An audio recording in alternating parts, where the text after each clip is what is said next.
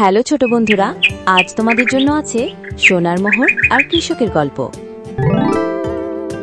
অনেক বছর আগের কথা, এক গ্রামে বাস করত একজন দরিদ্র কৃষক।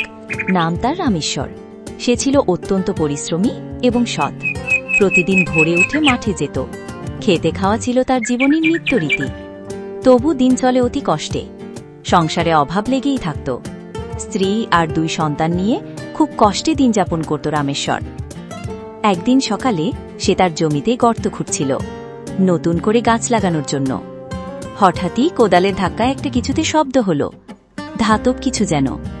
সে কৌতূহলী হয়ে মাটি সরিয়ে দেখল একটা পুরনো লোহার হাঁড়ি।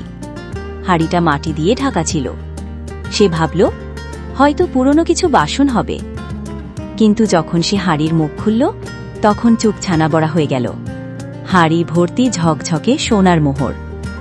এত মোহর সে জীবনে কোনোদিন দেখেনি। সে প্রথমে বিশ্বাসই করতে পারল না নিজের চোখে।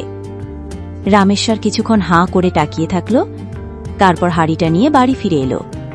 স্ত্রীর সঙ্গে সব কথা খুলে বলল, তোমায় এই সৎ পথে চলার ফলেই এই পুরস্কার। এটা নিশ্চয়ই ঈশ্বরের আশীর্বাদ। কিন্তু পরক্ষণেই তারা চিন্তায় পড়ে গেল। এই হাঁড়ি তো আমার নয়। যদি এটা কোনো ধনী জমিদারের হয়, যদি কেউ এসে দাবি করে। রামেশ্বর সিদ্ধান্ত নিল সে বিষয়টা গ্রাম প্রধানের কাছে জানাবে। পরদিন সে হাঁড়িটা নিয়ে গেল গ্রাম প্রধানের কাছে। সব খুলে বলল এবং জিজ্ঞেস করল, বলো এটা আমি রাখবো কি না? এটা কি আমার প্রাপ্য? গ্রাম প্রধান ছিলেন বিজ্ঞ ও ন্যায়পরায়ণ। তিনি হাঁড়িটা ভালো করে দেখে বললেন, রামেশ্বর, তুমি একজন সৎ মানুষ।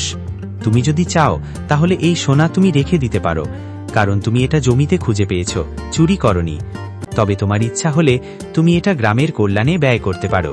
রামেশ্বর ভেবে বলল, আমি কিছুটা রাখবো পরিবারের প্রয়োজনের জন্য, আর বাকিটা দিয়ে গ্রামে একটা পাঠশালা তৈরি করব, যেন গ্রামের ছেলেমেয়েরা শিক্ষার আলো পায়। এই কথা শুনে সবাই মুগ্ধ হয়ে গেল। গ্রামের মানুষ রামেশ্বরকে বাহাবা দিল। কিছুদিনের মধ্যেই সেই পাঠশালার কাজ শুরু হয়ে গেল।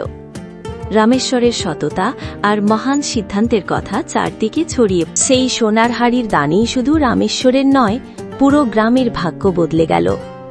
গ্রামের ছেলেমেয়েরা শিক্ষিত হয়ে উঠল, গ্রামের উন্নয়ন হল, আর রামেশ্বর হয়ে উঠল সকলের শ্রদ্ধেয় মানুষ।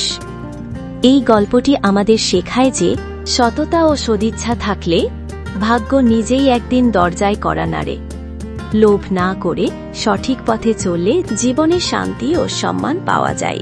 চ্যানেলটি অবশ্যই সাবস্ক্রাইব করুন, কারণ আর কিছুদিনের মধ্যে আসতে চলেছে আরও মজার ভিডিওটি দেখার জন্য আপনাকে অনেক ধন্যবাদ।